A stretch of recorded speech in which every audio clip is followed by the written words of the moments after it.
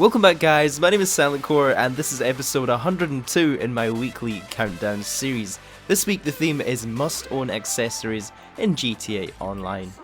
Please take a second to support this series with a like and subscribe, and let's get right into this. First up in the countdown are combat lens helmets. So if you want to get one of these, just head over to any clothing store and find the hat stand. No, not that hat stand, silly. Yes, this hat stand.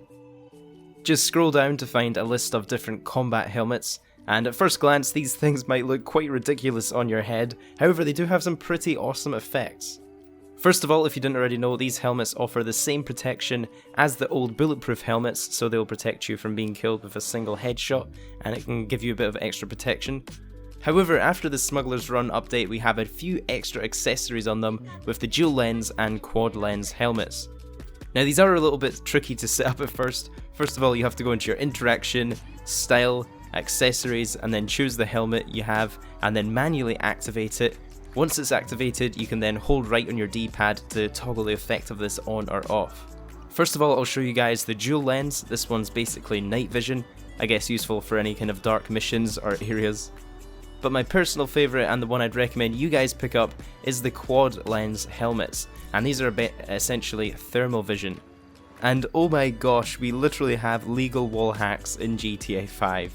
When you use this accessory, you're going to be seeing NPCs and other players through walls, and it can even be used in death matches. I managed to go on a pretty nice kill streak here just by seeing exactly where the other players in this deathmatch are spawning and be able to predict the movement they're going to make.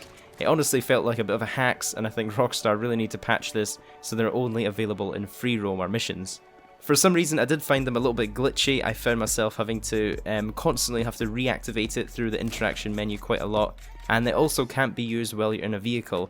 I believe the only exception for this is it can be used when you're on a bike. However, that's probably not advised because the vision isn't great for solid objects and you're probably going to end up crashing into a wall you didn't see coming.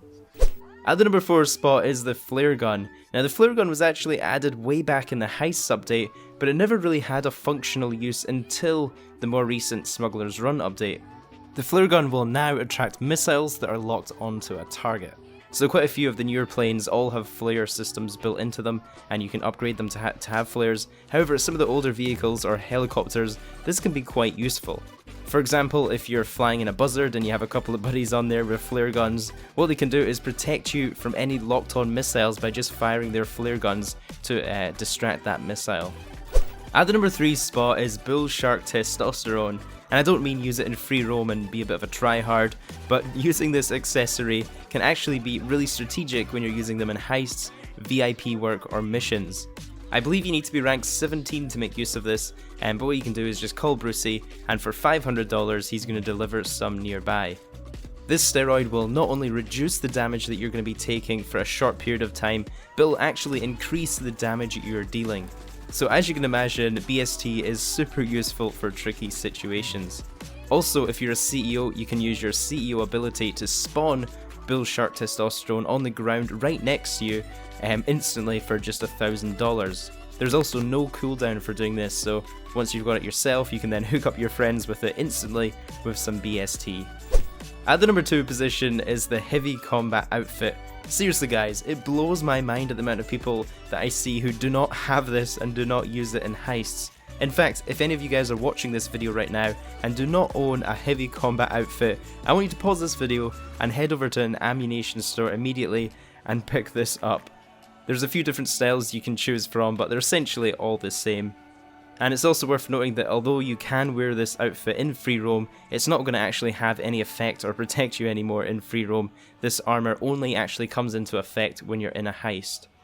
When you're wearing this, you will notice you're going to be slowed down a little bit with your running speed. However, the protection that it gives you completely outweighs being slowed down a little bit, and it gives you some absolutely amazing protection from gunfire, and basically turns you into a sponge. If you're going for the Criminal Mastermind achievement, or even playing heists on hard mode even, it's really not worth playing without one of these. So even if you are playing heists on hard mode and, you know, get hit with a few bullets or make a mistake and get hit with some bullets, it's not going to end the heist and get you killed and make everyone have to replay again. It just gives some extra caution when you're doing your heists. And in fact, a lot of people will not even accept you into their heist group if you do not have this armor. To be able to use this armor within Heist, you want to make sure the host actually turns player saved outfits on, and that lets everybody else in the heist be able to equip it. And that leaves us with the number one must own accessory, and it has to go to the explosive rounds. So the heavy sniper MK2 was added in the gun running update. It can be converted in your MOC for $165,000 and allows you to use special ammunition. The best upgrade by far has to be the explosive rounds, and these can take out most air vehicles in just a couple of shots. In fact, it can even take out the massive Bombushka in just 3 bullets. I guess because of how powerful this ammunition is, it does come with a few different limitations, such as you can only hold 4 rounds at once. They're also quite expensive to restock. Whenever you want to restock, it's going to cost you $115,000.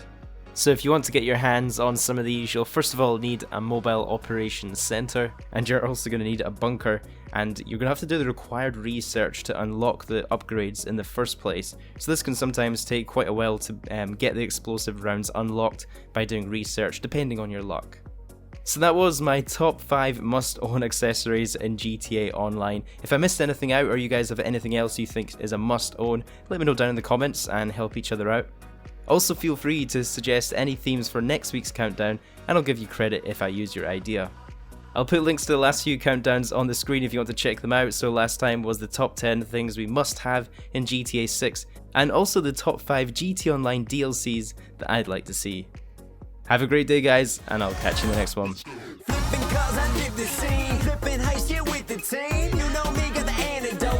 Sick, I'm in Los Santos, dodging missiles, dodging bullets, coming at me now, tell me to pull it. I'm a G, DOA, silent core in GTA.